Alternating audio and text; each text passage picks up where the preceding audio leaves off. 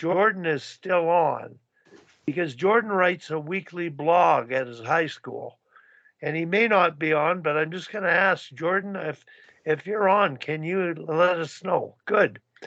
Uh, Jordan, I think you're quite a bit younger than me, and I was born in '45, and I don't know your birth year and your experience and knowledge of war, but I know that you write a weekly blog for your teachers, and many of us are educators. As if you're a coach, you're an educator, I think. But I wonder if you could talk about the blog and um, eventually segue it into. I've talked about you earlier, Jordan, and your ability to teach.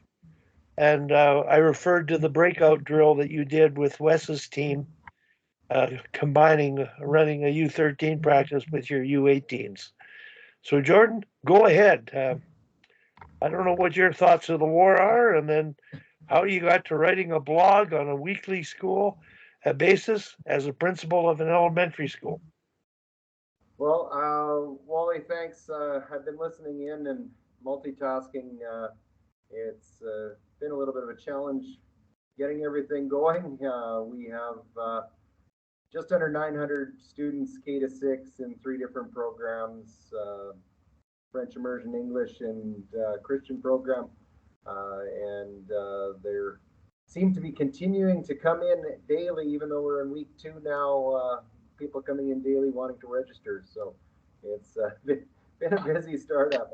Um, yeah, there's a whole lot that you guys have been talking about, and I've been jotting a few notes here that, of course, I'll be picking brains a little bit later on, Wally, on a side note with the coaching side of things. I know Tom's talking about reducing players. We're finally just getting to our numbers in camp. We had our draft last night. How it works with U18 AA in Calgary is that make two teams out of one camp, and so we had the draft, and that's always exciting. And made those phone calls home to players, and they're excited to keep going. And unfortunately, you have to temper their enthusiasm by saying, "But we're not to roster yet."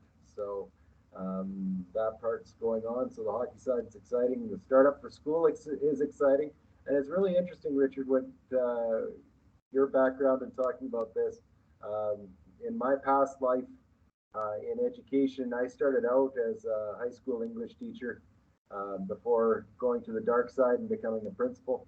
Uh, it's been I'm in my 20th year as a high school, or well, not high school. I've been everything, K to 12, high school, and now elementary um, administrator, and it's been a great journey, and I'm really, really pleased to be introduced to you and some of your writing. I definitely will pick some of it up and go through it. What Wally's talking about is every Friday I write a message to my staff, and it goes back to a piece that was stolen from an executive that he called it uh, uh, Friday uh, Friday Forward is what it was called. Glazier was the guy that wrote it, and he was a CEO, and he talked about the importance of vulnerability and using Fridays, because the whole mentality with Friday is TGIF, and that we're sliding into the weekend. And he said that with a corporation, Friday is just as important as a Monday, or Friday is just as important as a Wednesday. So why do we start allowing our brains and ourselves to start sliding out of work and into the weekend? So he started doing it as a little bit of a way of trying to inspire his workers, um, or looking at the day differently. So what I do with it is it's Friday thoughts, and I coined it with 40 Fridays because there's 40 Fridays in a school year. And so what I do is it could be any topic that's pertinent to what's going on, or it might be just absolutely, totally something else. But it's meant to spark people thinking on a Friday morning.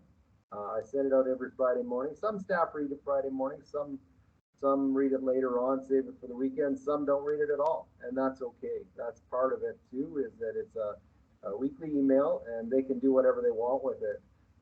Some forward it on. I have some other people who have requested to be a part of the mailing list, and I've had interactions with people I had no idea who they were because someone has had forwarded it on to them, and um, so some of the topics were have been anything from education related to, well, me kind of coming to terms with my white male privilege that I didn't really think was a thing because I guess I'm white and male, but all sorts of things like that.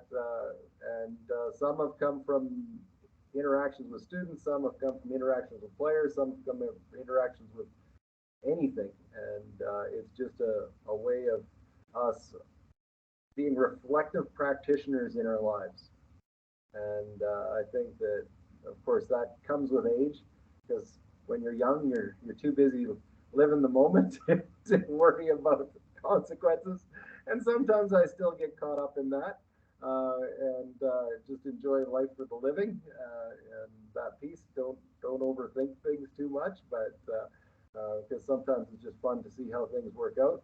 But it's been a great thing that I've been doing for myself personally for it's been nearly 3 years now, and but the dividends I'm seeing from it is that I've become more approachable to some staff because of the role I play and on a big staff. And it sparked some really amazing conversations with some people that I probably wouldn't have had otherwise. So I appreciate that opportunity to do that. My passion, two passions collide with education and hockey through coaching, and it's something that, as I said, we're on the cusp of the start of a new school year and the cusp of a new season, so these are exciting times.